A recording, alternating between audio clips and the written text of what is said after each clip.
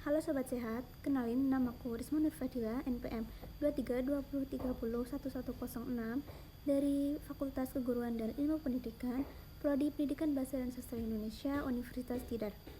Nah, pada video kali ini aku akan menjelaskan sedikit mengenai masalah stunting pada anak.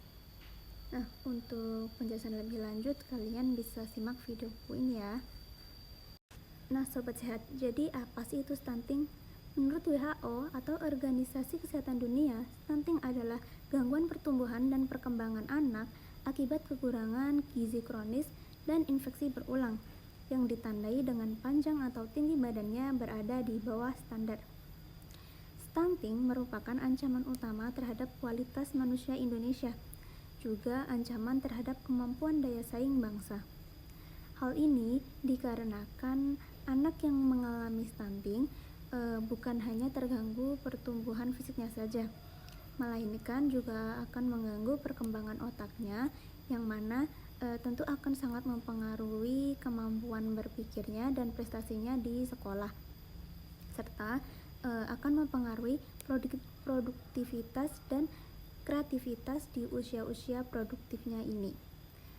Nah, apa sih faktor-faktor yang menyebabkan para anak-anak ini mengalami stunting? Nah, faktor-faktor yang menyebabkan anak mengalami stunting yang pertama adalah ibu hamil kekurangan asupan gizi. Melansir dari WHO kembali, sekitar 20% stunting sudah terjadi saat bayi berada dalam kandungan sang ibu.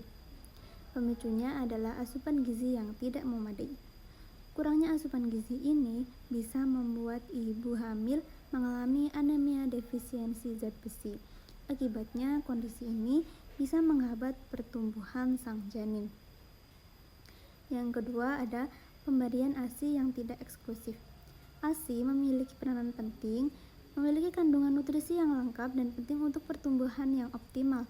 Terkadang pada beberapa situasi tidak cukupnya asupan ASI ini dalam periode 6 bulan pertama dapat menyebabkan kekurangan nutrisi pada sang bayi. Lanjut yang ketiga, gizi anak yang tidak terpenuhi. Anak perlu mendapatkan nutrisi yang cukup pada 2 tahun pertama kehidupannya.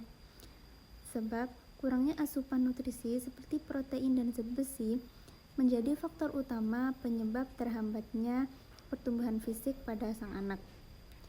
Lanjut, pola makan tidak seimbang.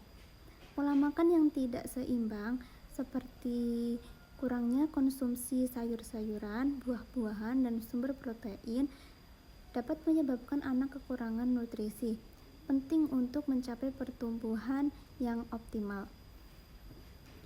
Lanjut yang kelima, kurangnya edukasi terhadap masalah gizi. Kurangnya pengetahuan dan kesadaran tentang gizi yang baik dan penting dalam pertumbuhan anak dapat menyebabkan praktik makan yang tidak sehat dan tidak memadai. Kondisi inilah yang bisa menyebabkan stunting pada sang anak.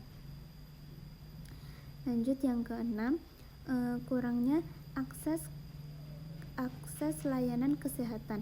Kurangnya akses terhadap layanan kesehatan yang memadai, termasuk pemeriksaan rutin, imunisasi, dan perawatan kesehatan anak, juga dapat menghambat deteksi dan penanganan dini terhadap masalah pertumbuhan sang anak tersebut.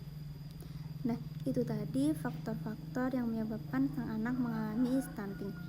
Selanjutnya, bagaimana sih ciri-ciri seorang anak itu mengalami stunting? Ciri-ciri anak yang mengalami stunting ditandai dengan postur tubuh pendek dan jauh berbeda dengan anak yang seusianya. Gejala stunting ini dapat dilihat dari berat badan anak lebih rendah ketimbang anak seusianya, pertumbuhan tulang terhambat sehingga tulang tampak lebih pendek. Yang ketiga, mudah terpapar penyakit. Yang keempat, mengalami gangguan belajar seperti kurang fokus atau nilai yang selalu rendah. Yang terakhir, mengalami gangguan tumbuh kembang, terutama dalam pertumbuhan kembang fisik. Nah, selanjutnya gimana sih cara mencegah stunting pada anak?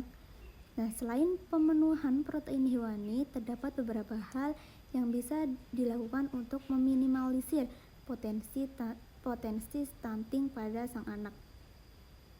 Di antaranya, 1. Memberikan ASI eksklusif pada bayi hingga berusia 6 bulan. Yang kedua, memantau perkembangan anak dan membawa ke posyandu secara berkala.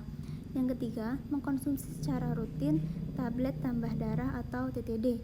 Yang keempat, memberikan MPASI yang bergizi dan kaya protein hewani untuk bayi yang berusia di atas 6 bulan.